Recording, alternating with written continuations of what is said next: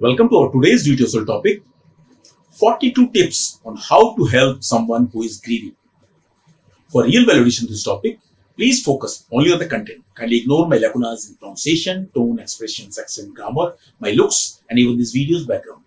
If you need help on any specific topic or need coaching, mentoring, counseling to overcome the issues, the challenges, the problems you're facing in your personal, professional, business part of life, along with the relationship issues, kindly email me on the IDs given in either of my two websites.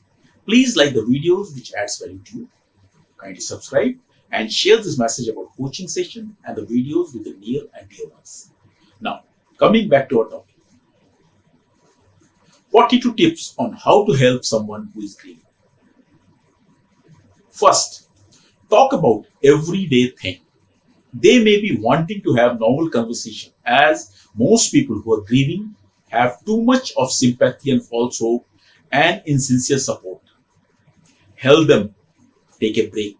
Be that unique, special person who brings a relief to their listening to and bearing with people who are well-meaning yet insensitive. Be yourself and be natural. It is natural to struggle with finding the right words. This will happen especially if you have not yet gone through the loss of a loved one yourself. No matter how unsure you may feel about the support you're offering, what matters most is that you're genuinely concerned and want to help. The bereaved person will likely appreciate your sincere efforts to be supportive. If you're not sure how to help, just ask. Please don't use cliches.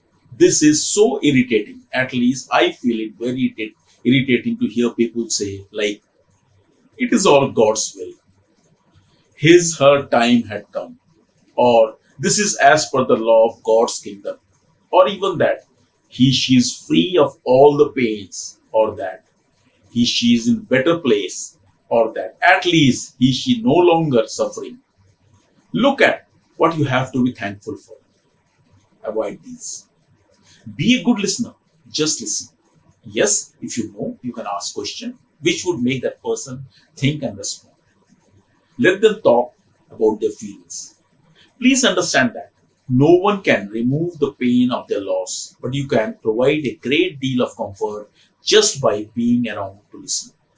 Also understand that everyone grieves in their own way, and their grief cycle is also as different as the people themselves. Of course, the loss causes sadness in the common element. The quantum of someone's pain depends on the type of attachment and emotional dependence this person had with the departed ones. The more attached someone is, the more impact and grief and sadness will be there. Understand that it is natural for the grieving person to have emotional mood swings of extreme nature, initially closer to the event causing grief. Never try to fast solve through giving advice and windmilling suggestions, especially of the genre of what that person should or should not do, because it is never helpful. And the only thing it does to make grieving person feel even worse and inadequate. Don't use these covertly painful statements like, you should have done that, or that if I was you, I would. If you can empathize correctly, then do that. Sympathy is the worst way to show you care. Find out what important tasks they are supposed to do but unable to, and help out with those like grocery shopping, preparing meals, making phone calls, doing laundry, babysitting, and find out yourself. Avoid lip service like, if there is anything I can do to help, please let me know, without actually going to honor them. Just be around the person grieving.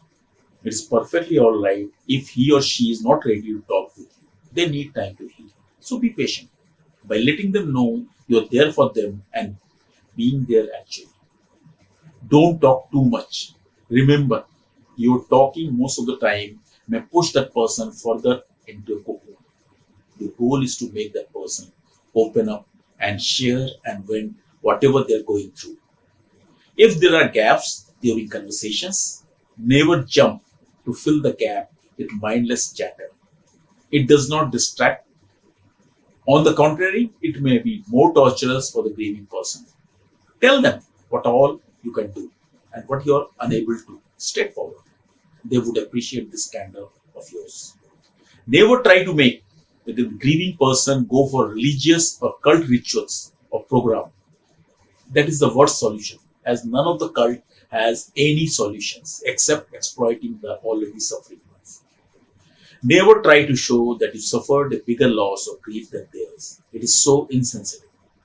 Never ever say that. Now that the person is no more, you will fill his or her role. Have conversation or share events and stories which involves the deceased. Share positive memories of the loved ones. Do not try to avoid talking about the dead person. Acknowledge the death. Let the bereaved share anything he or she wants to, as recalling and remembering is part of the healing. Even the mental health care professionals too need the same support like others. Grief affects everyone who cares. Let them know it is okay to not feel okay. Continuing to randomly or regularly check in with that person. Remember that the person grieving swings between despair and hope. If it works, involve them in something that makes their mind focused on something which is different. Don't tag grieving relatives in photos of the dead online. Don't put a positive spin on what they are saying. Just acknowledge. Don't compare it to your experience unless it really is a fitting comparison. Don't say anything to diminish their pain.